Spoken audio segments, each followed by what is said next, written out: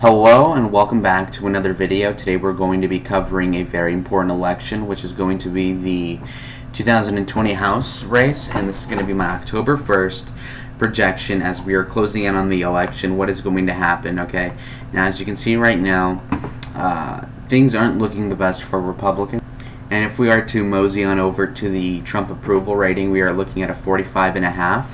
So a recent uptick of 0.5% in the positive for the president. Again, this looks pretty good. Now when we look at the generic ballot for the Congress, you're going to see a different story, where Republicans are at about 43% and they are at about 49%. So we are losing by 6.2. Most of the polls for some reason have us down by about 6. Okay, that's not saying too much. Again, this is not crazy. The polls, of course, are wrong every time. Never trust the polls.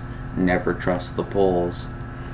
Unless it's Trafalgar, of course. And as you can see right now, we did lose a ton of seats, but they did also win the popular vote by like 9% last time, which basically means that if the polls are right, which they're obviously not, we're still going to do better than what we did last time. Okay, so that's the good thing. Now let's get on to the actual prediction. As you can see, we're at like 200 to 230 seats right now. That's not a good thing. So that's one thing here. We look onto the next map over here, and we can see that there's a lot of races in contention that we ought to look through. Right now, there's Alabama. Alabama is going to not be very contested. You have this one black part of the state that is obviously going to vote Democrat. You look at Alaska, we only have one representative, Don Young, who has been there since Joe Biden has been in the Senate. Pretty crazy to see. He's obviously going to win there just fine. We move on to the best state in the union, and this is the state of Arizona. And as you can see, this is a pretty split delegation. Now, while Donald Trump did win the election by 1%, Tom O'Halloran in a blue wave got 7.6% of the vote against a nobody Republican. Frankly, I see his competition is not very strong. Tiffany Shedd is not a strong opponent. I think he will kill her on health care. And sure, it's not a blue wave, so I think his margin will go down from like likely to lean. So we're going to go here. But again, not going to be a flip, unfortunately, for the 1st district over here. Ann Kirkpatrick, an old hag, is going to win her seat because the president lost. Point blank, it's going to be a lean to likely. I'll say it'll be a likely blue. David Schweikert is going to win solid because, as you can see, he is in the 6th district, which is about, hold on, it's like in the dead center above Phoenix, and it is going to be an important place for the state. But again, yes, sure, the state is trending blue by some accounts, but it's a 10-point margin, and he won by 10 in the midterm, so I don't see how he could lose by any big amount, and it's not a midterm anymore, so I think it's going to be a solid red district. Now when we're looking to Raul Grijalva, whatever, it's a safe blue district, AZ3, which is southern Tucson and Yuma, etc. Pathetic. We have the best representative in the country, Paul Gosar, who is going to win safe. Look at the 5th district, or is it the 4th? He is winning bigly. Andy Biggs, libertarian hegemon in the Republican Party, more or less. House Freedom Caucus leader, is going to win safe. Ruben Gallego is an establishment hack. He's going to win safe in, I think it's downtown Phoenix, or the inner city somewhere over here. Anyway, we're moving on to Debbie Lesko, obviously going to win. I think she is the Republican chair, or an important Republican in the state. Greg Stanton is going to win safe. Anyways, move on. There's no flips in Arizona, unfortunately for us. Arkansas is going to be a full-on red wave in terms of keeping everything solid red. French Hill will win his seat by a safe margin, or at least the Trump margin, which should be about 10. You look into this next state, which is going to be California. Again, this is actually, for such a liberal state, has a lot of in-play districts, as you can see right now. Josh Harder is debatably in play, but not really. Sources, TJ Cox, who's an Asian, not a white guy. I got that confused before, but California District 21 is going to be a lean Republican state, and I'll tell you why. T.J. Cox barely won, and the opponent, David Valadao, has good optics, and he has a good campaign, and he's winning in the internal polls, and he's winning in the fundraising. So I would say that T.J. Cox is going to lose by a lean margin here. And David Valadao is pro-DACA, unfortunately, but that's a good thing for California in terms of winning elections as a Republican. Now, Devin Nunes is going to win no problem. Don't worry about him. Mike Garcia is going to win by a lean margin at least because he did flip the state. I think he won by 9% over Christy Smith, which just goes to show how well Hispanics can do in the southwest of the United States. Impressive, okay?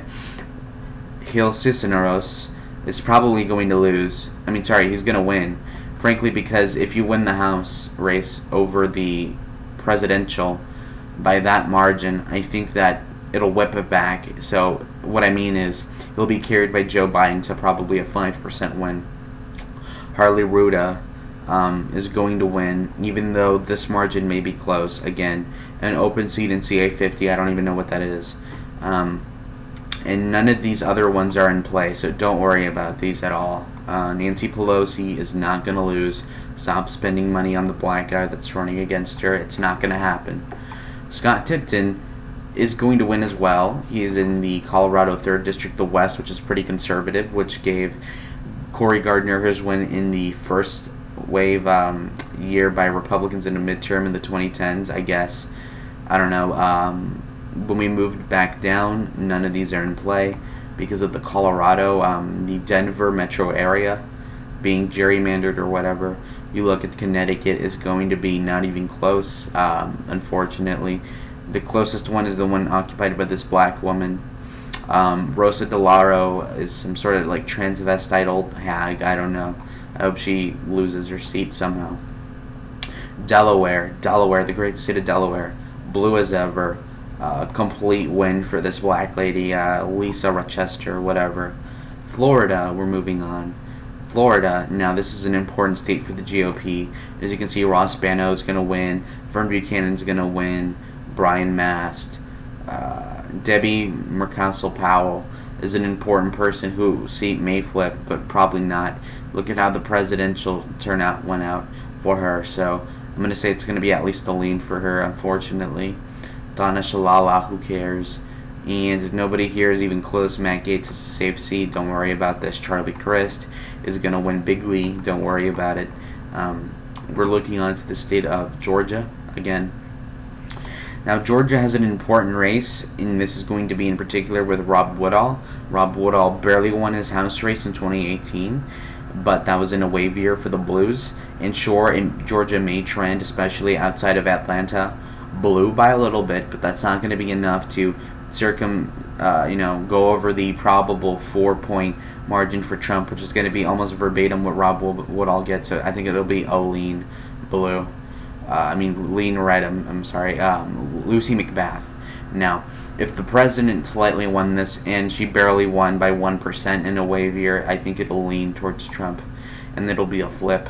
Now, Buddy Carter, don't worry about him. Bishop, whatever. These are inconsequential. Doug Collins must be on this list. Solid red. He's in the 4th district, which is approximately, I don't even know where it is. Anyways, big deal, whatever. We move on to the next state of Hawaii. Hawaii is as blue as ever. It'll never flip. Don't worry about it. Tulsi Gabbard is not running for re-election. I don't know what she's thinking. She could easily keep her seat. I don't know what she... Oh my God. I don't know what the hell she's on. You look at the state of Idaho, not even close. Don't worry about the state of Idaho. You move on to the state of Illinois. Now, Illinois you may think is super blue, but it's mainly this urban part. You look at the suburbs, that's in play. Of course, the Democrats are doing better in this place, but still. Rodney Davis is likely to keep his seat. Lauren Underwood, I would see as probably losing her seat only because Trump won it, and if you look at the District 14, where even is it? Oh, out here in Cook County, I would say that Trump is likely not to lose more than 4% of support, which is likely what you would need for her to win. So I'm going to flip that seat to a close one. The House, Cherry Bustos, you look at 17 over here, district, and she barely won this one, or Donald Trump barely won this one, but she won it big, so I mean, she's probably keeping it. Now you look at Bobby Rush, don't worry about him. Daniel Lipinski primaried, unfortunately. We're going to move on to Indiana. The great state of Indiana is going to be a not so important one. Susan Brooks is not running for re-election, but it doesn't matter. It's a safe red seat. Sorry, safe red. There you go. Not very much in play. South Bend, that's where Pete Buttplug is from. Iowa's the next state we're going to look at. A.B. Finkenauer is probably going to lose by a lean margin because President Trump was able to win, and again, 2018 was a good year for the Democrats. And the same thing goes for David Losack, who's not even running for re-election. Therefore, his popularity relative to the district is not going to apply, really. So I think this is going to be a lean for whoever takes that spot. Sydney Axon, or whatever her name is going to lose lean because in a wave year she was only able to win by 2% and Trump won by 3.5%. So I think the Republican, as long as they're competent, should be able to win by 2%.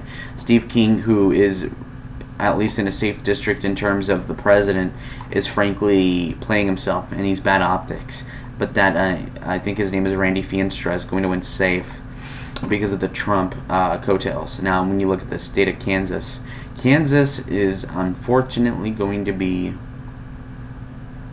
Look, we shouldn't have too much of a problem here. Sharice Davis will keep her seat in Kansas City, and everybody else should be able to keep their seat. Steve Watkins was defeated in the primary, thank God, so his terrible performance in 2018 will be forgotten by history, I suppose. Kentucky is an important state. Kentucky has great people such as Thomas Massey, and they're in a safe red seat. Now, the only one that's in play perhaps is Andy Barr, but the president will carry him on forwards. Now, Louisiana is a pretty irrelevant state. The one place that is blue is going to be the black, New Orleans parishes or whatever. So Cedric Richmond is going to keep a seat, and no other place is very close. So a very partisan state there in Louisiana. Now, on to Maine. Maine, the only one that really matters is Jared Golden. And he barely won the House in a wave year by 1%, and Trump won by 10%, meaning that it'll probably be a lean, considering that Trump won't lose any support, I think, in Maine, as well as I think that he'll probably carry whoever is the Republican by the coattails, and the blue wave is what kept Jared Golden alive, and now he's going to be put to death. Maryland is pretty partisan as well, very gerrymandered. You can see that the right wing there is pretty red, but otherwise is solid blue, basically. Baltimore, you have to think that. The whites that are liberals, you got to think that for a blue state.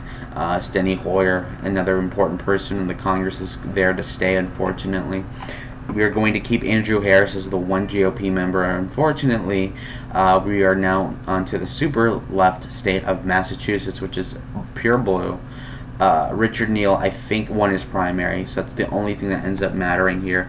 Seth Moulton, who has a promising career in politics, other than he probably ran with less of a percent in support in 2020 for president. He's doing things in the future, I believe. Ayanna Pressley, unfortunately, is going to have a career, even though she's bald, ugly, and very bad on the issues, but every part of the state is going to go solid blue, I believe, unfortunately, again. Joe Kennedy is not running for re-election, though. That's the big news I forgot about. Anyways, let's move on to the next state, which is going to be Michigan. Michigan, an important state for this election. As you can see, Fred Upton is probably going to win this by more of a likely margin.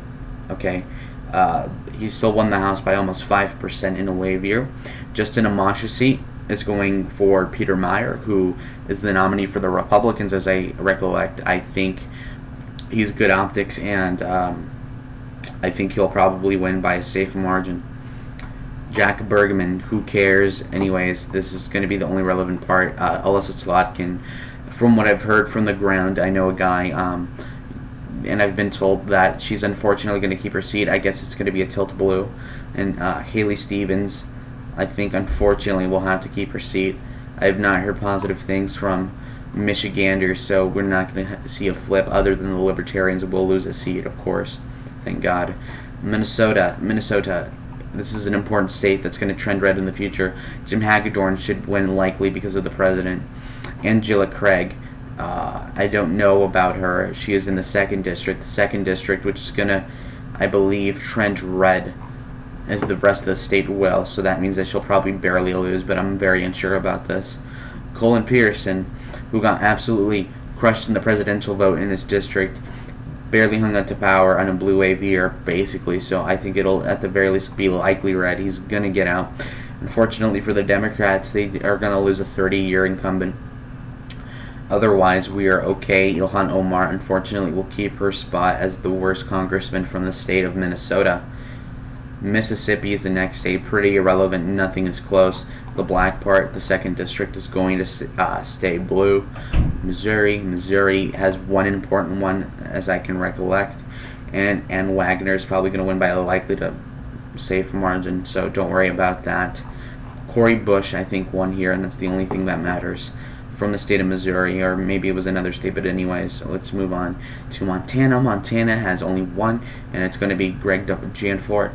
He's going to win by a safe margin because of God Emperor Trump. Now, if we were to move on to Mississippi, Nebraska. Nebraska has one important race, and that is going to be with Don Bacon. Don Bacon won in 2018 despite the blue wave, meaning that he'll probably win by a lean margin again, at least. And Trump will win the 2nd district, I believe, as well. When you look at the state of Nevada, Nevada's pretty screwed. You can't really do much here. I think I will call Susie Lee for barely retaining her seat, honestly, because the 9% supersedes the vote for the Democrats in 2018, I believe, as well as Trump in the suburbs isn't going to do good in Henderson. I've been there, and it does not look like a Trump-friendly area. You look at the next state we're going to look at, and it's going to be the pure blue New Hampshire now. Ann Custer is going to keep her seat, unfortunately. Chris Papas probably is going to win by a lean margin because I haven't heard of the nominee for the Republicans, so he cannot be that good, which means he will not be able to flip it probably. You look at New Mexico. New Mexico has Xochitl Torres Small, which is going to go for the president. The president, likely at least, and probably very well will flip as well. So the 2nd district, which is southern New Mexico, is going to be another flip for the president so that he can maybe flip the House. New York. We're on to the state of New York. Lee Zeldin is going to keep a seat. Peter King is going to have a replacement. Max Rose will keep a seat because he just threw Bill de Blasio under the bus, which is a good thing. Joey Saladino got dropped out of the primary. Nicole Miliatakis will not do too well. Sean Maloney will probably retain a seat by 1 to 2%. So here you go. Antonio Delgado probably will lose, the black guy from the 19th.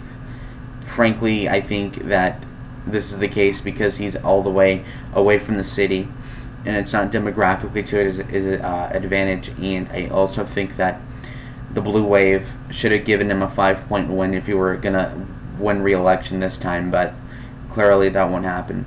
Anthony Bourdaincy is going to lose by a likely margin because the president is going to win bigly in the 22nd district. John Katko is probably going to keep his seat in the 24th because I see northern New York trending red. All right, Chris Jacobs, there's no way he can lose. Jesus, how could you lose such a big bloodbath of support basically in 2018 and not recover even a little bit? So the 27th district is going to go for them. Don't worry about it. Trump's going to flip a couple seats here. North Carolina, and another important purple state per se. We're looking at the East staying solid red, which is a good thing for the most part. NA. Well, I have no reason to think that any of these will flip, as well as I have no idea what the House margins are. And if I can't tell what the House margins are, then I don't honestly know how to call it, so I'm just going to keep it the same. Now, in terms of Ohio is not very important. These are all going to stay red. Ohio's going to stay over 5 points for Trump in 2020. Don't worry about it. Oklahoma's 5th was the big story of 2018 in part, and it's going to go back to the likely red because Kendra Horn is not that good. You look at the state of Oregon. Oregon is pretty much a Dem state in terms of the delegation, other than the 4th district, which has Peter DeFazio, who is running against a pretty important candidate. I think it's a Greek, Alex Dikatos or whatever his name is. He's running a good campaign. His ads are very good. The funding I don't know about, though. But the fact that he won the House makes me think that he will win the seat still by a very small margin, even though Trump may win the district by a little bit. So there you go. I think Trump lost the district by 500 votes, by the way, so extremely close. Pennsylvania is going to be an important state. As you can see, I think Brian Fitzpatrick will win the 1st district again, because I think Bucks County, I believe it is, will trend slightly for Donald Trump, which will save him. Susan Wild is going to win the 7th seat, unfortunately. That suburb does not look good for the president, even if he does win by like 0.5% there. I think that Susan Wild could still win by like 3%. So we're going to do that. Aline Scott Perry. Scott Perry is going to win. Lean at least, probably because if you look at the 10th district, it's in a nice area for Trump, and he'll be carried. Now, Connor Lamb won by 12.5% in a state that is trending more for Trump, I believe, and especially in certain places. And if you were to look at the PA 17 is in an area which is like the suburbs of Pittsburgh, I believe, or something like that, or or what do you call it, of Philadelphia. Yeah, sorry. But Sean Parnell is a Army Ranger team leader, so I think he's good optics. And I think because of the presidential coattails, and since Connor Lamb has lost the facade of being a moderate and votes in line with Pelosi, I think that this could be a good flip. So Brendan Doyle, who looks like Nick Fuentes here, is going to keep the seat. Don't worry about the rest of these. Then we move on to the state of Rhode Island. Now, some idiots will think that Rhode Island's a tipping point state. It's not even close.